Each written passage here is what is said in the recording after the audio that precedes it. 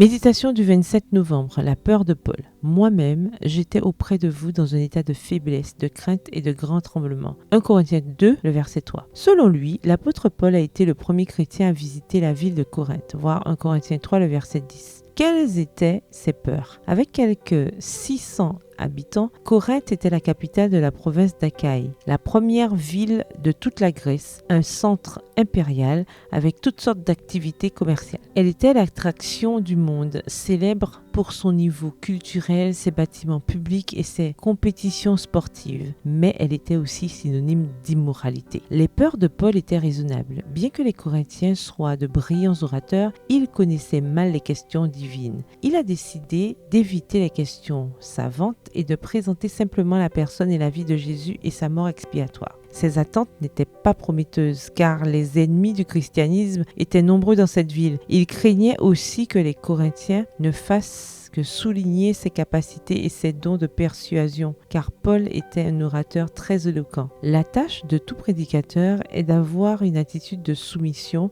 de dépendance à l'égard de Dieu et de reconnaissance humble de ses faiblesses. Nous atteignons notre plein potentiel lorsque nous comprenons et reconnaissons notre faiblesse. Lorsque vous faites part du message du salut, suivez l'exemple de Paul. Présentez un message de base. Laissez l'Esprit Saint donner du pouvoir à vos paroles et utilisez-les pour la gloire de Dieu. J'appartenais à une église servie par un pasteur qui avait une grande passion pour la prédication. C'était un grand intellectuel, expert en doctrine et en prophétie. Sa première campagne d'évangélisation avait été parfaitement organisée, mais le nombre de visiteurs a diminué jusqu'à ce que plus qu'une seule personne fréquente l'église.